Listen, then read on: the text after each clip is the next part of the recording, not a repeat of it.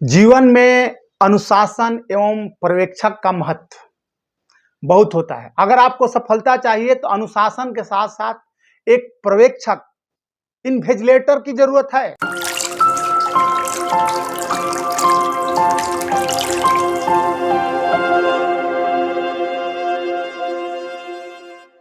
नमस्कार, मैं सरोजीत जयजीत टाक से। जैसा कि मैंने बताया कि जीवन में अनुशासन, तो एक कहानी के माध्यम से विवेक नाम का एक लड़का था जो लखनऊ में रहता था। बहुत होनहार लड़का था। वह मूर्तियों का उसका कारोबार था।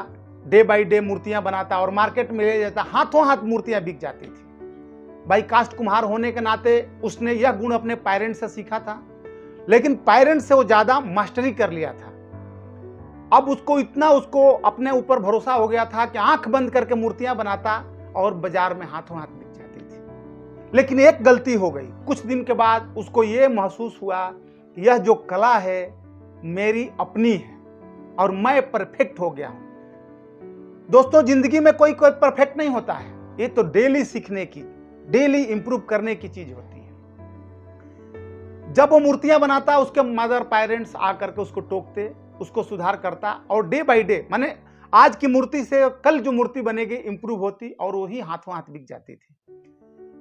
अब क्या देखो, समय चक्र बदलता है और जब अब उसके माता पिता उसको टोकाई करने लगते हैं तो उसको बुरा लगने लगता है। एक दिन जब उसके पेरेंट्स ने बोला कि वो मूर्ति बना करके लाया भगवान गणेश का, गणेश पूजा का मूर्ति महोत्सव चल रहा था, तो उसके फादर ने बोला कि मतलब ये इसका जो सूंड है उसको थोड़ा सीधा करो।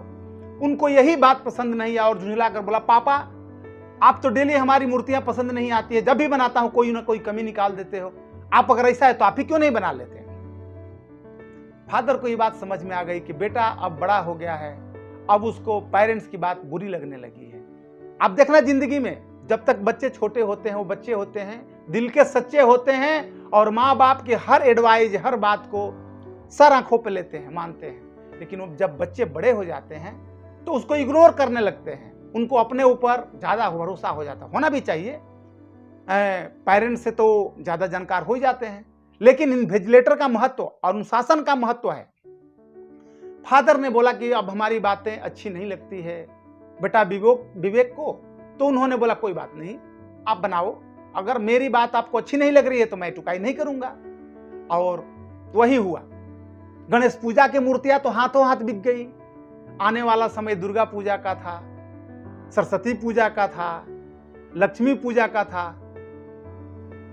अब जैसे मार्केट शुरू हुआ, इनकी क्वालिटी ऑफ मैन्युफैक्चरिंग स्क्रिप्ट ये कम होने लगा। इनके हाथ में जो क्राफ्टमैन की जो कला थी वो कम होने लगी, क्योंकि अब उनके पास कोई टोकने वाला नहीं रह गया था।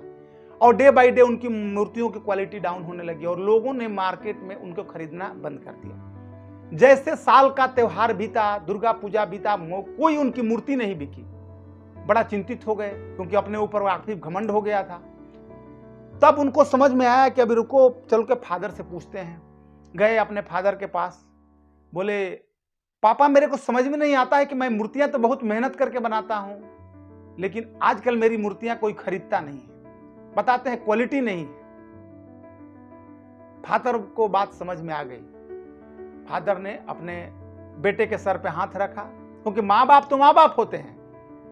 उनको तो एक ही ऐसा जीवन में कंपटीशनर होता है जो अपनी हार में जीत महसूस करता है, वो होता है पेरेंट्स। अगर पेरेंट्स का मुकाबला बच्चों के साथ है, कंपटीशन बच्चों के साथ है, तो जो उसमें बच्चा जब जीतता है और तब फादर हारता है, तब अपनी महसूस करता है जीत, मतलब उस हार में जीत महसूस होती है। वहां पर तो उसका बेटा हार गया था, उसको काफी दुख हुआ।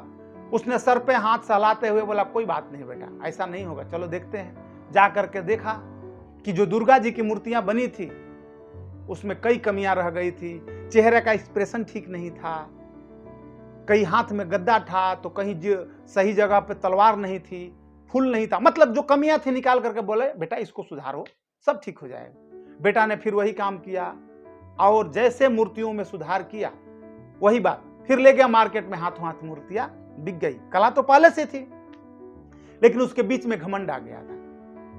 अब हमें क्या होता है कि इस कहानी से क्या सीख मिलती है कि हमारे पेरेंट्स चाहे कितना भी ओवरडेटेड हो, पेरेंट्स बेशक ओवरडेटेड हैं लेकिन उसके पास एक्सपीरियंस्ड है।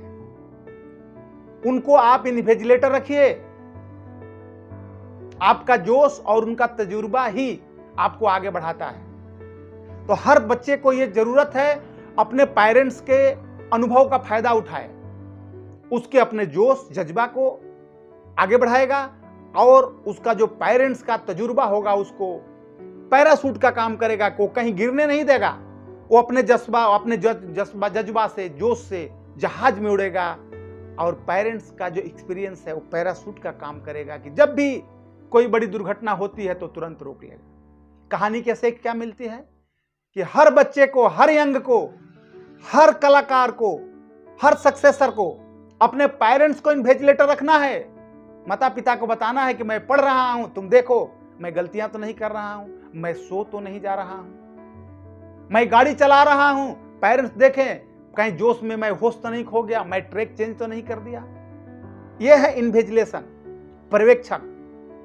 और पर्यवेक्षक मदर फादर से बढ़िया तो कोई हो ही नहीं सकता, क्योंकि यही दो ऐसे रिश्ते हैं जो बिना स्वार्थ के आपकी देखरेख करते हैं। इनको कुछ भी नहीं चाहिए। कहने के लोग बोलते हैं कि आपके बूढ़े के सहारा, अरे कौन किसका सहारा है यार। यहां आप कल पल का तो भरोसा नहीं, कल की कौन सोचता है। लेकिन ये निस्वार्थ रिश्ते होते हैं। तो बच्चों को क्या सीखना है? अपने पेरेंट्स को रिस्पेक्ट दो, अनुशासन बना के रखो और उनको बताओ कि हमारी कमियों को नजर रखें, तभी आप सफल होंगे।